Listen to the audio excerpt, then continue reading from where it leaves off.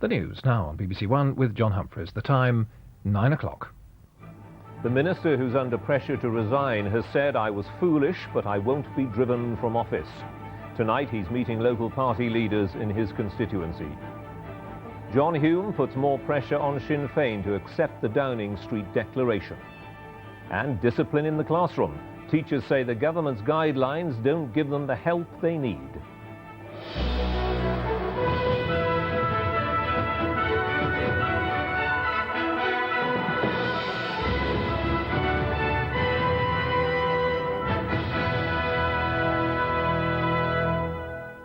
Good evening.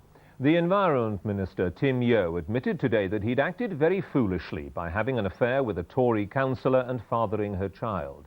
But he said he didn't think his credibility as a minister had been damaged, and he was determined not to be driven from his job by media attacks. Within minutes of his speaking, the editor of The Sun said his paper would carry more revelations in the morning, which would increase the pressure on him to go.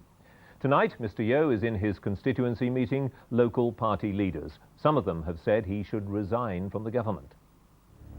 After a week of damaging publicity, the Environment Minister arrived at his local party's offices tonight, determined to salvage his political career and partly blaming newspapers for his troubles. I'm here, firstly, to listen to the views of my constituency officers and to learn what they have collected by way of opinion from my constituents. I'm here, secondly, to express my deep regret at the embarrassment that I have caused by my recent actions. I'm here also, I hope, to reach a conclusion which will mean that the Prime Minister chooses who is in his government and not the tabloid newspapers. Earlier, in a radio interview, the Minister insisted there was no contradiction between his public principles and his private conduct. I see no conflict. I believe that it's been accepted by my colleagues in government that my conduct has been an entirely private matter, that I expect to be judged as a minister by my performance in office. And I believe that the government's position on family values, which is certainly one which I share, is not in any way jeopardized by anything that I've done. Of course, I recognize that I have acted very foolishly in this matter, and I wouldn't seek to deny that at all. But I don't believe that my credibility as an environment minister has been damaged at all. But support for the minister among colleagues is not universal. Since the party conference, the Prime Minister has given strong political prominence to his so-called back to basics policy, emphasising family values. Many Tories fear that strategy is now backfiring. I've never felt that it was the job of government, any government, to dictate personal morality to individuals or to groups of society. If government starts to do that, then the debating ground is full of traps for the wary or unwary, and society has a right to say, well, I told you so, when someone slips up or does something that they regret. And the affair has added a new dimension to the wider debate in church as well as government about standards in public life. What is so hard to take is the mixture of the very strong moralizing content, which we would welcome in terms of moral leadership, combined with behavior which doesn't match it. And I think that's the root of the problem here. Mr. Yeo says he won't become another victim of media pressure. The Prime Minister is known to resent the loss of other ministers in such circumstances.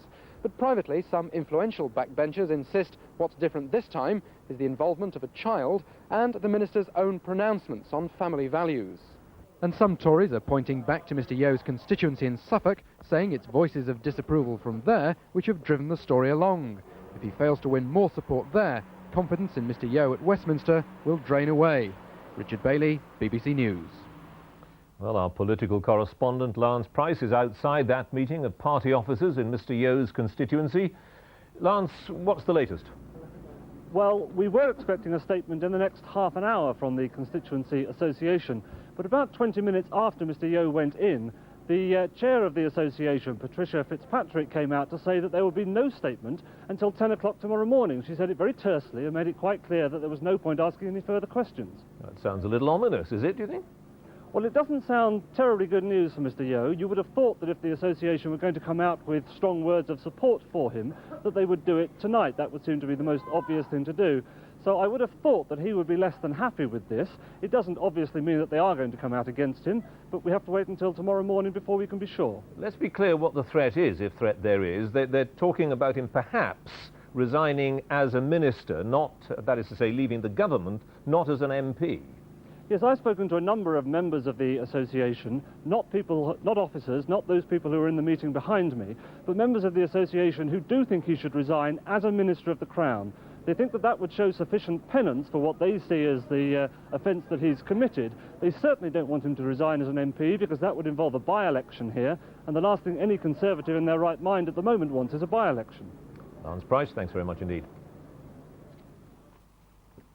The Sudanese ambassador has been ordered out of Britain within 14 days. The Foreign Office said it was the inevitable consequence of Sudan's refusal to reconsider last week's expulsion of the British ambassador, Peter Streams. He was ordered to leave after the Archbishop of Canterbury refused to visit Khartoum as a guest of the Sudanese government. He went only to areas in the south of the country held by rebels. Bill Turnbull reports.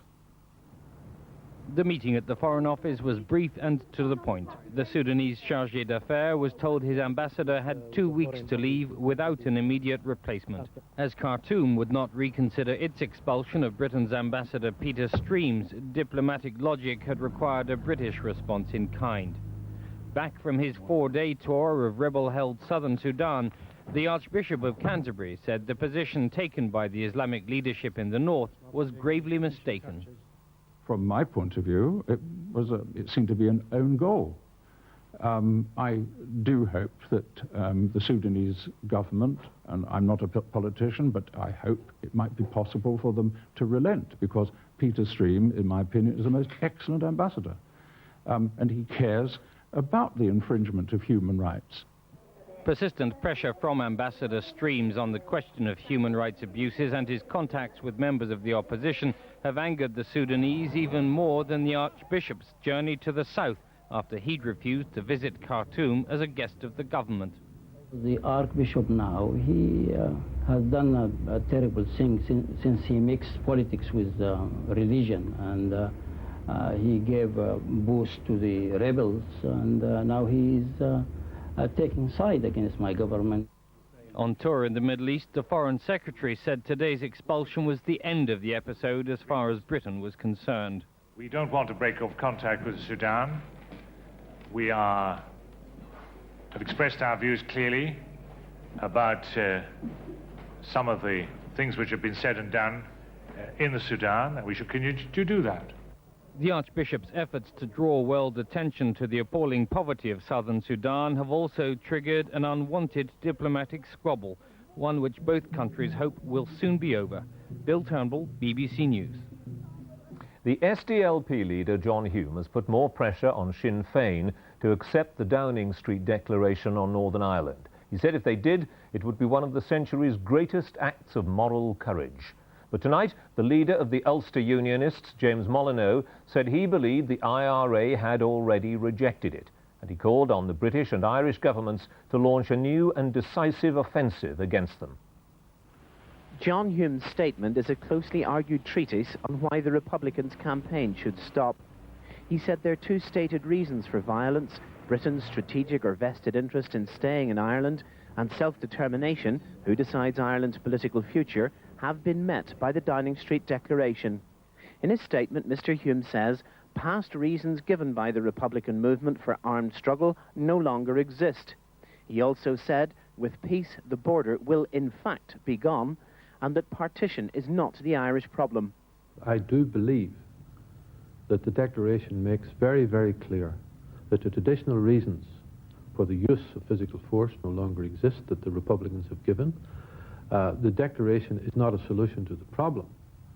The problem will be solved when both governments and all parties get around the table, hopefully in a totally peaceful atmosphere. Do you think the IRA will stop?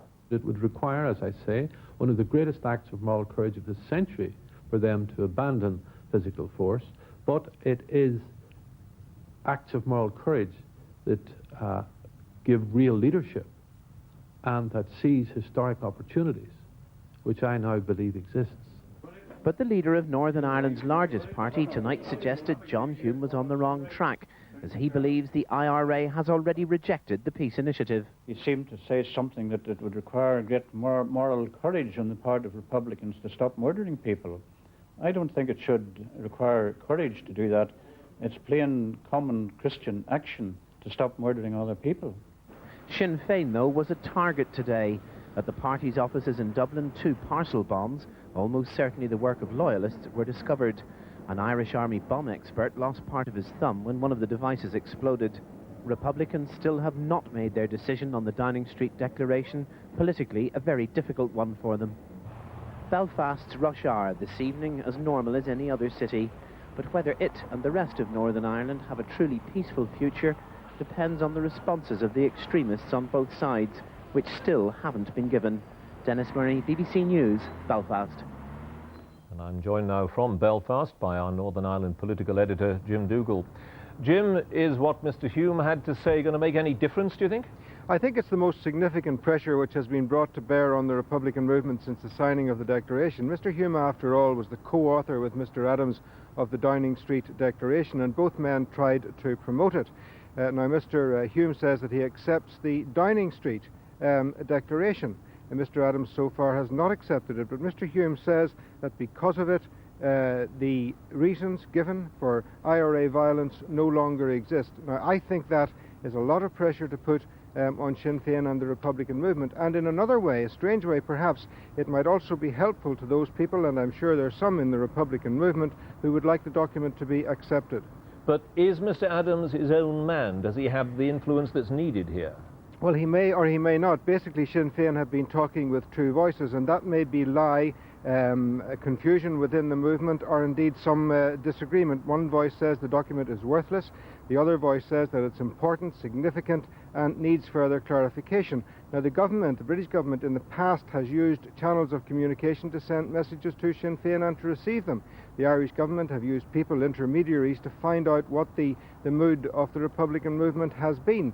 Mr. Hume now says that those channels should be used once again to test the mood within Sinn Féin. The Prime Minister, John Major, of course, has said that no further clarification is necessary and none will be given. But I think that there is a lot of pressure on Sinn Féin tonight, more because of Mr. Hume's intervention. But the question, you know, is the same today as the question was on December the 15th, and that is, will the IRA stop the violence? And so far we don't have an answer to that. Jim Dougal, thank you very much. 3 men have gone on trial at the Old Bailey in connection with the IRA bombing of a gasworks in Warrington last February. 2 of them face a series of charges, including causing an explosion and attempted murder. The third is charged with possessing explosives with intent to endanger life. All 3 plead not guilty. The 3 men were driven to the Old Bailey to face a total of 7 charges linked to events in Warrington last February.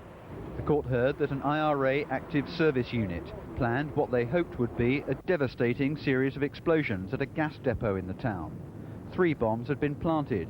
If all 5 million cubic feet of gas had exploded, there would have been a major disaster involving considerable loss of life among nearby residents. Porrick McFlynn, aged 39, and 26-year-old Dennis Kinsella are accused of causing the explosion.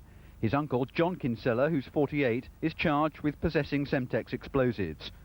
John Nutting, prosecuting, said Mr. McFlynn and Dennis Kinsella also attempted to murder 2 policemen and kidnapped a motorist as they tried to get away from Warrington.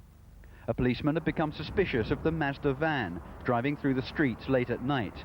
When PC Mark Toker stopped it, he was shot 3 times at point-blank range, but remarkably survived. Another police car, which took up the chase along a motorway, was fired on before the pursuit ended on the outskirts of Manchester. The court heard that the alleged IRA bombing team then abandoned their car and fled on foot up a motorway embankment. Porrick McFlynn was brought down by a police dog and arrested. Dennis Kinsella hid in a ditch but was captured within a few minutes. A third man, named as Timmins, escaped in the darkness. Neil Bennett.